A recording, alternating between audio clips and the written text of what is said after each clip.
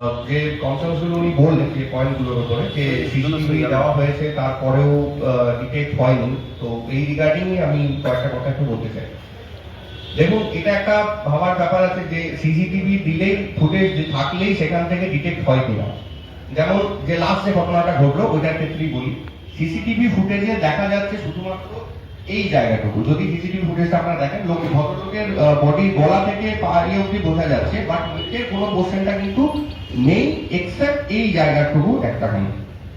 এবার ওখান থেকে কি করলাম আমরা ওই জিনিসটা, এবং যে সিসিটিভি ফুটেজটা আছে তাতে পিক্সেল বা রেজলিউশন এতটাই খারাপ যে ওটা আদৌ মানুষ না একটা পশু সেটা বোঝা যাচ্ছে না। যদি জুম করা হয় পুরো ফেটে যাচ্ছে। আমি আপনার সিসিটিভি প্রসঙ্গে বলছি, তো সিসিটিভি আমি একটু আগে নাইট ভিশন ক্যামেরার কথা বলছিলাম।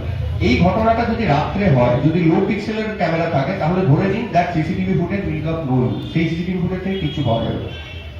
সিসিটিভি ফুটেজের রেজলিউশন যত বেশি হবে, কারণ ধরুন সেখানে প্রত্যেকটা মুভিং অবজেক্টেই যেহেতু ওর এরিয়াটা অনেকটা বেশি থাকে, প্রত্যেকটা মুভিং অবজেক্টকে কভার করে প্রত্যেকটা অবজেক্টে, তাই তার সেটা যখন আমাদের জুম করবো সেটা পুরো ফেটে যাবে। লো পিক্সেলের সিসিটিভি ফুটেজের যে ব্যাপারটা সেটা কিন্তু বারবার আমাদের নজরে এসেছে, যার জন্য সিসিটিভি ফুটেজ পাওয়ার পরেও আমরা ক্রাইমটা ডিটেক্ট করতে পারিনি। একটা দেখতে পাচ্ছি এই ঘটনার ক্ষেত্রে একটা বাইক চলে যাচ্ছে দেখা যাচ্ছে, কিন্তু বাইকের নাম্বারটা যখন আমরা জুম করে দেখতে যাচ্ছি পুরো ফেটে যাচ্ছে, কিচ্ছু বোঝা যাচ্ছে না, কতগুলো ছোট ছোট ডট একটা সাদা প্লেট, এর বেশি আর কিছু না।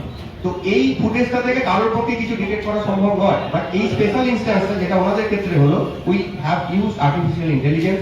আমরা ওই ইমেজটাকে আরো রিস্টার্ট করেছি, রিফাইন করেছি। আমরা দেখেছি যে মানুষটার এই যে জায়গাটুকু বডির বাকি পোর্শনটা আছে সেইটা মাস্ক ছাড়া কিরকম দেখতে হবে।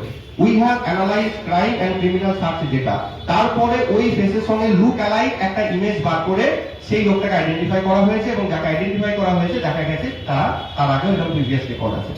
এটা thanks to our modern investigation system এবং এতগুলো availability of technical tools including artificial intelligence.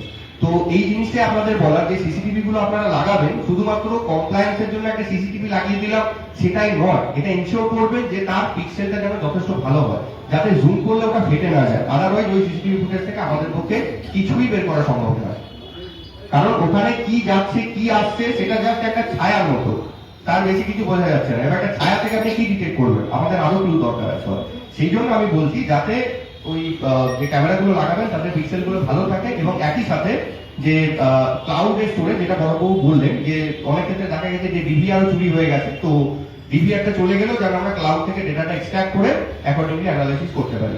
আর তার সাথে বাইরে সিসিটিভি, ভিতরে সিসিটিভি এবং আপনাদের এন্ট্রি এবং এক্সিটের যে প্রসেসটা আছে তার উপরে যথেষ্ট পরিমাণে সার্ভেলিয়েন্স।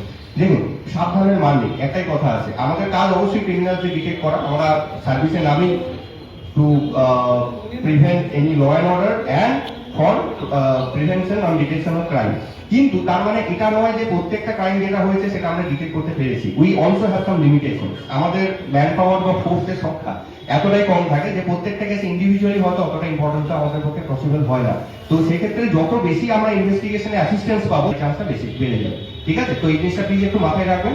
আগামী দিনে সিসিটিভি ফুটেজ গুলো আপনারা অবশ্যই, অনেকটা দোকানে সিসিটিভি ফুটেজ আছে বা সেটা অপারেশনই নেই, মানে সেটা বহুদিন ধরে খারাপ হয়ে পড়ে আছে। তো এই জিনিসগুলো একটু টাইম টু টাইম আপনারা আপনাদের সিকিউরিটি পয়েন্ট অফ ভিউ থেকে ইয়ে করে নেবেন। বাকি যেটা আছে আমাদের তরফ থেকে will do our best. Thank you.